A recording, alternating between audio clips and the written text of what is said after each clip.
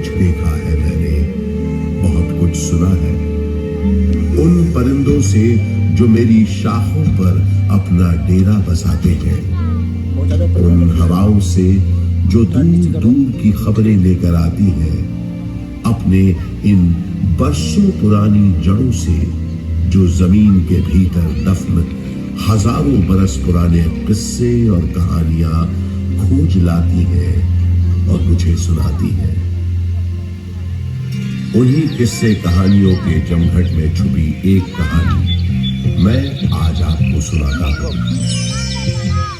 गंगा जमुना सरस्वती के संगम पर हजारों साल पुराने बसे हुए शहर की कहानी, इस प्रयागराज की कहानी, जिसका वर्णन ऋग्वेद में भी मिटाने के लिए भयंकर युद्ध हुआ। ये देखकर गरुड़राज सुरक्षा के विचार से इस अमृत कुंभ को लेकर क्षीर सागर की ओर उड़ चले।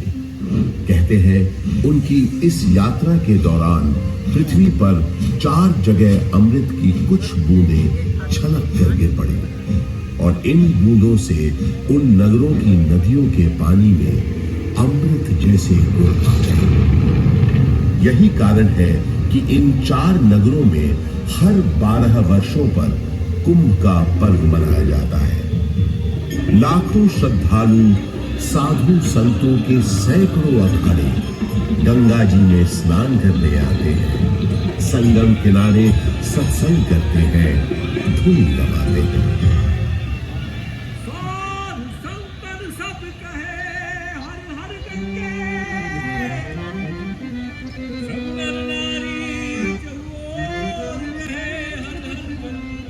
किया तो सबसे पहले प्रयाग स्थित ऋषि भारद्वाज के आश्रम आए।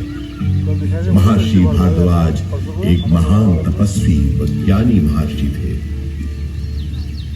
रामचरितमानस में गोस्वामी तुलसीदास जी ने लिखा है कि भारद्वाज मुनि बसहि प्रयागा, अर्थात भारद्वाज मुनि का निवास स्थान प्रयागराज है। ऐसा माना जाता है कि भगवान श्री राम ने वन जाते समय यहां रात्रि निवास किया था।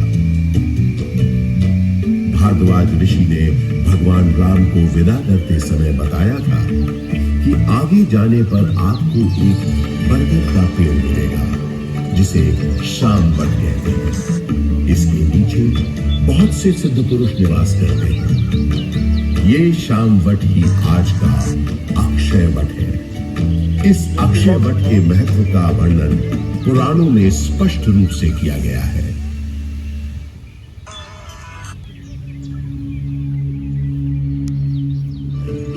शाखाएं स्वयं मंगलमयी लक्ष्मी है। उसके पत्तों में देवी सरस्वती वास करती है तो उसके पुष्पों में भगवान शंकर, चतुरानन ब्रह्मा जी इसके फल है और विष्णु जी इन सब का आधार है।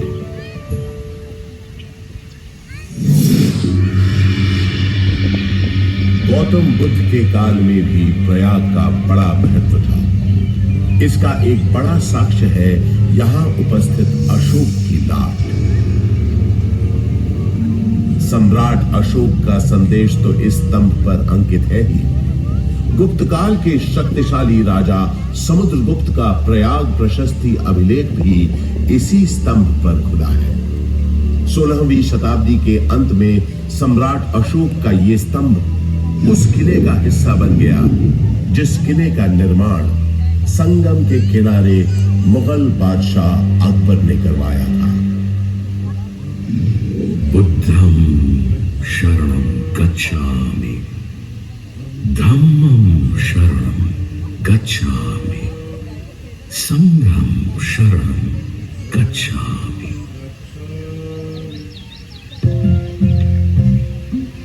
हजारों वर्ष पुराने इस प्रयाग नामक नगर के आध्यात्मिक और धार्मिक महत्व से बादशाह अकबर इतने प्रभावित हुए कि उन्होंने यहाँ एक नया शहर ही बसा दिया और उसका नाम रखा इलाहाबाद, जो वक्त के साथ साथ बन गया इलाहाबाद। अपनी भौगोलिक स्थिति, सुंदर आबोहवा और राजनीतिक महत्व की वजह से इलाहाबाद ब्रिटिश हुक्मरानों को भी बेहद पसंद आया और कुछ ही समय में ये शहर ब्रितानी हुकूमत का एक महत्वपूर्ण केंद्र बन गया। इलाहाबाद हाई कोर्ट इसका एक जीवंत उदाहरण है। देश के 4 उच्च न्यायालयों में से तो एक ये है ही। इसके अलावा अनेक महत्वपूर्ण और ऐतिहासिक फैसले देने का श्रेय भी इस न्यायालय को जाता है। शिक्षा के प्रसार के लिए अंग्रेजों द्वारा बनाया गया इलाहाबाद विश्वविद्यालय इस शहर को उनका दूसरा महत्वपूर्ण योगदान था। इलाहाबाद विश्वविद्यालय की स्थापना 16 नवंबर 1887 को हुई। पूर्व का ऑक्सफोर्ड कहे जाने वाले इस विश्वविद्यालय का शुरुआती नाम न्योर सेंट्रल कॉलेज। यहाँ का विजयनगरम हॉल और 7 खंडी मीनारें इतनी सुंदर और आकर्षक है कि आते जाते लोगों की निगाहें बरबस अपनी ओर खींच लेती है। 20वीं सदी की शुरुआत से ही इलाहाबाद हिंदी साहित्य का एक बहुत बड़ा केंद्र बनकर उभरा। ऐसी ही कुछ प्रसिद्ध शख्सियतों के नाम एकाएक तब याद आते हैं जब इस शहर से जुड़े साहित्यकारों की बात होती है, जैसे हास्य व्यंग के मशहूर शायर अकबर इलाहाबादी साहब, फिराक गोरखपुरी जो उर्दू के जाने माने शायर तो थे ही, अंग्रेजी भाषा के भी प्रकांड पंडित थे, महादेवी वर्मा हिंदी की सशक्त कवियत्री जो आधुनिक मीरा के नाम से भी जानी गई, सुमित्रा नंदन पंत हिंदी साहित्य के छायावादी युग के महत्वपूर्ण स्तंभ, मधुशाला के लेखक और हिंदी साहित्य के पुरोधा कवियों में से एक हरिवंश राय बच्चन और अपने नाम ही के अनुरूप हिंदी भाषा के निराले कवि सूर्यकांत त्रिपाठी निराला, जिनकी ये कविता तो अद्भुत है। देखा मैंने उसे इलाहाबाद के पथ पर, वो तोड़ती पत्थर, चढ़ रही थी धूप गर्मियों के दिन, दिवा का तमतमाता रूप, उठी झुलसाती हुई लू, रुई ज्यों जलती हुई भू, गर्द चिंगी छा गई, प्राय हुई दोपहर, वो तोड़ती पत्थर, देखा मैंने उसे इलाहाबाद के पथ पर, देखा मैंने उसे इलाहाबाद के पथ पर। कला और साहित्य के साथ साथ राजनीति का भी खास गढ़ रहा है प्रयागराज। स्वतंत्रता संग्राम के अनेक शूरवीरों और गणमान्य व्यक्तियों का नाता इस शहर से रहा है, जैसे पंडित मोतीलाल नेहरू, राजश्री पुरुषोत्तम दास टंडन, महामना मदन मोहन मालवीय आदि। स्वतंत्र भारत के पहले प्रधानमंत्री पंडित जवाहरलाल नेहरू का जन्म इसी शहर में हुआ था। उनका घर आनंद भवन स्वाधीनता संग्राम की गतिविधियों का एक बड़ा केंद्र था, जिसकी वजह से प्रयागराज भी आजादी की लड़ाई का एक महत्वपूर्ण हिस्सा बन गया। आजादी की बातें करें तो मुझे याद आता है सन 1857 का स्वाधीनता संग्राम, जिसका गवाह मैं खुद रहा हूं। अनेकों भीषण लड़ाइयां मैंने देखी। एक बार तो मुझे लगा था कि बस हमें विदेशी हुकूमत से छुटकारा मिल ही गया, लेकिन इसे बदकिस्मती कहें कि अंत में बाजी पलट गई। परंतु इन युद्ध की वजह से इलाहाबाद एक दिन के लिए ही सही भारत की राजधानी बना। वो दिन था 1 नवंबर 1858। उस दिन प्रयागराज के मिंटो पार्क में एक शाही दरबार लगा था, जिसमें लॉर्ड कैनिंग ने महारानी विक्टोरिया का महत्वपूर्ण घोषणा पत्र पढ़ा। आज 1 नवंबर 1858 के दिन से हिंदुस्तान में ईस्ट इंडिया कंपनी का राज खत्म होता है। अब से इंडिया में मलिका विक्टोरिया का राज होगा। ब्रिटिश ताज की हुकूमत होगी यहाँ। उस दौर से निकलकर समय के साथ थोड़ा आगे बढ़े तो मुझे याद आता है अपने चारों ओर बाहें फैलाए ये विशाल पार्क, जिसके आंगन में खड़ा मैं आज आपको ये कहानी सुना रहा हूं। बात सन 1870 की है, जब एडिनबर्ग के ड्यूक एल्फ्रेड साहब इलाहाबाद आए थे। उन्होंने यहां आकर 133 एकड़ के इस बड़े से भूखंड पर एक विशाल पार्क का शिलान्यास किया था। उन्हीं के नाम पर तो इस पार्क का नाम पड़ा है, एल्फ्रेड पार्क। ब्रितानवी हुक्मरानों ने इस पार्क के भीतर कई एक महत्वपूर्ण इमारतों का भी निर्माण करवाया। अब जैसे कि ये मशहूर गवर्नमेंट पब्लिक लाइब्रेरी, इलाहाबाद के उस जमाने के कमिश्नर फ्रांसिस ऑटवे मेन एक लाइब्रेरी बनवाना चाहते थे, जिसके लिए उन्होंने मशहूर आर्किटेक्ट रिचर्ड रॉस्किल बेन को बुलवाया और कहा, बेन, हमने तुमको बोला था ना, हमको एक लाइब्रेरी बनाने का है। I remember, sir. आपने बताया था आपका डियर फ्रेंड और इलाहाबाद का एक्स कमिश्नर मिस्टर कटबर्ट बेंसले थॉर्नहिल का मेमोरी में आपको एक लाइब्रेरी बनवाना है, राइट? यस, थॉर्नहिल खुद एक बहुत काबिल टाउन प्लानर था। आधा इलाहाबाद उसी ने प्लान किया है। ये लाइब्रेरी उसकी मेमोरी को बिफिटिंग ट्रिब्यूट होना चाहिए। ओह, आप बिल्कुल बेफिक्र रहे सर। मेरे दिमाग में स्कॉटिश बैरोनियल रिवाइवल स्टाइल की एक ब्यूटीफुल बिल्डिंग का प्लान है, जो एकदम परफेक्ट होगा ट्रिब्यूट देने के लिए।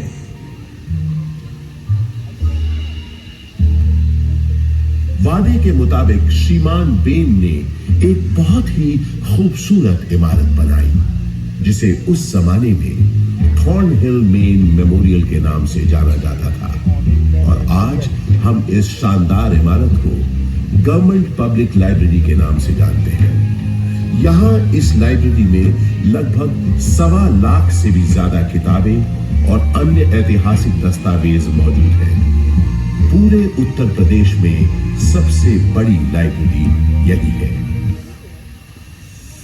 विक्टोरिया मेमोरियल कोलकाता में है, ये तो सब जानते हैं, लेकिन उससे थोड़ा छोटा मगर बेहद सुंदर विक्टोरिया मेमोरियल यहां प्रयागराज में भी मौजूद है।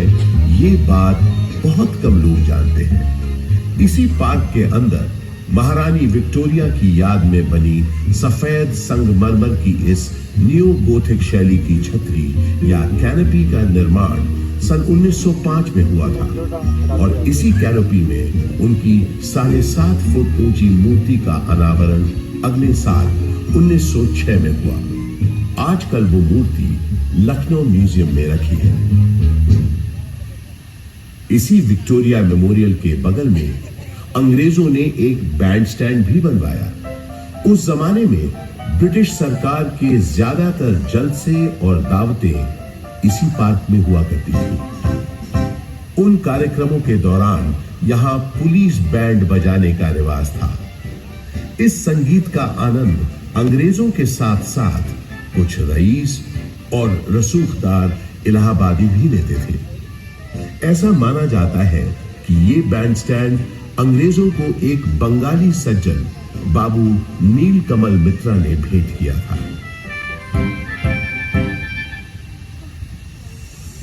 पंडित बृजमोहन व्यास और कुछ अन्य गणमान्य व्यक्तियों के प्रयासों से इलाहाबाद संग्रहालय की एक छोटे से स्तर पर शुरुआत सन 1931 में ही हो गई थी। एल्फ्रेड पार्क में म्यूजियम के वर्तमान भवन का शिलान्यास पंडित नेहरू ने 14 दिसंबर 1947 को किया, और भारतवर्ष के 4 राष्ट्रीय संग्रहालयों में से एक इलाहाबाद म्यूजियम सन 1954 में आम जनता के लिए खोल दिया गया। यहां पुरातन शिल्प कृतियां, प्राचीन पाषाण प्रतिमाएं, कांसे की दुर्लभ वस्तुओं और पांडुलिपियों के अलावा 75,000 से अधिक कलाकृतियों का एक विशिष्ट संग्रह है। वास्तुकला के इन धरोहरों और अद्वितीय संग्रहालय के अलावा ये पार्क एक ऐसे स्वतंत्रता सेनानी के नाम के साथ भी जुड़ा है जो कभी फिरंगियों के हाथ न आया और हमेशा आजाद ही रहा। वो महान स्वतंत्रता सेनानी थे चंद्रशेखर आजाद। भारत के स्वतंत्रता संग्राम में इनका अभूतपूर्व योगदान रहा है। मशहूर क्रांतिकारी दल हिंदुस्तान रिपब्लिक एसोसिएशन को हिंदुस्तान सोशलिस्ट रिपब्लिक एसोसिएशन के नाम से न सिर्फ उन्होंने पुनर्गठित किया, बल्कि भगत सिंह, राम प्रसाद बिस्मिल, अशफाकुल्लाह खान जैसे अनेक क्रांतिकारियों को उसमें शामिल भी किया। सन 1931 में चंद्रशेखर आजाद एक खुफिया और बेहद महत्वपूर्ण काम के लिए इलाहाबाद आए और 27 फरवरी के दिन उन्होंने अपनी पार्टी के एक सदस्य सुखदेव राज से इसी एल्फ्रेड पार्क में गुप्त मीटिंग की योजना बनाई। किसी भेदिए ने यह सूचना British police officer mister Nott Bower को दे दी। Hello, CID in charge Not Bauer this side. DSP Thakur Vishweshwar Singh से बात कराओ। अर्जेंट मैटर है। सलाम साहब, DSP सिंह बोलता हूँ। सही, 30 आर्म सिपाही लेकर एल्फ्रेड पार्क के पास मिलो फौरन। आपका मतलब कंपनी बाग? यस, कंपनी बाग। क्वेश्चंस पूछ के टाइम मत वेस्ट करो, जल्दी करो। इस गद्दारी से बेखबर आजाद कंपनी बाग पहुंच चुके थे और पार्क में छुपे हुए थे। सुखदेव राज भी इलाहाबाद में अपने छुपने के ठिकाने से निकलकर उनसे मिलने तयशुदा जगह पर पहुंच गए। आजाद कहीं दिख नहीं रहे थे। सुखदेव ने उन्हें ढूंढना शुरू किया और आखिर वो दोनों मिल गए। गुरुजी, गुरुजी, गुरुजी। सुखदेव, किसी ने तुम्हारा पीछा तो नहीं किया? आप निश्चित रहें गुरुजी, मैंने यहाँ आते वक्त पूरी सावधानी बरती है। शाबाश सुखदेव, शाबाश। मैंने तुम्हें यहाँ बहुत जरूरी मंत्रणा के लिए बुलाया है। जी बताइए। मैं चाहता हूँ कि तुम और तुम्हारे 4-5 विश्वास पात्र साथी। आजाद और सुखदेव की बातचीत शुरू हुए ज्यादा देर नहीं हुई थी कि नॉट बावर 30 राइफलधारी सिपाहियों के साथ यहां पहुंच गया। Mister Chandrashekhar Tiwari, you have been surrounded by police. तुम्हें पुलिस ने घेर लिया है। तुम आज यहां से बचकर नहीं जा पाओगे। Surrender yourself. सुखदेव, तुम निकलो फौरन। नहीं गुरुजी, मैं आपको अकेला छोड़कर नहीं जाऊंगा। बहस मत करो, जाओ, ये मेरा आदेश है, जाओ। पर आप, जब तक मेरे पास ये मेरी बमतुल बुखारा है, मेरा कोई बाल भी बांका नहीं कर सकता। अब जल्दी जाओ यहां से, और जब तक मेरा अगला संदेश न मिले तब तक चौकन्ने रहना, संभल कर रहना। सुखदेव, अब जाओ यहां से, तब तक मैं इनको रोकता हूं। पल भर में नॉट बावर ने आजाद पर गोलियां बरसानी शुरू कर दी। आजाद यही बगल में जामुन के पेड़ के पीछे छुपे पुलिस का मुकाबला कर रहे थे। जख्मी होने के बावजूद उस दिन उनकी गोलियों से नॉट बावर और डीएसपी सिंह दोनों घायल हुए। आजाद के पास गिनती की गोलियां थी, जबकि पुलिस के पास न गोलियों की कमी थी न बंदूकों की। फिर भी आजाद उनसे अपने पास बची आखिरी गोली तक लोहा लेते रहे। आजाद ने प्रण लिया था कि वो हमेशा आजाद रहेंगे। उन्होंने अपना प्रण निभाया और वो हमेशा आजाद ही रहे। उन्होंने अपने पास बची आखिरी गोली से अपने प्राण न्योछावर कर अपनी प्यारी मातृभूमि के लिए आत्म बलिदान दे दिया। स्वतंत्र भारत का सपना अपने दिल में लिए वो शहीद तो हो गए, लेकिन हिम्मत और बहादुरी की मिसाल चंद्रशेखर आजाद हमारे दिलों में हमेशा के लिए अमर हो गए। आज हमारा भारत देश एक स्वतंत्र देश है, तो उसका श्रेय शहीद आजम चंद्रशेखर आजाद जैसे लोगों के उत्सर्ग को, उनकी शहादत को जाता है, जिन्होंने अपनी जान से भी ज्यादा प्यारी मातृभूमि के लिए हंसते हंसते अपने प्राणों की आहुति दे दी। आजाद अक्सर कहा करते थे, अंग्रेजों की गोलियों का हम सामना करेंगे। हम आजाद थे, आजाद हैं, आजाद ही रहेंगे।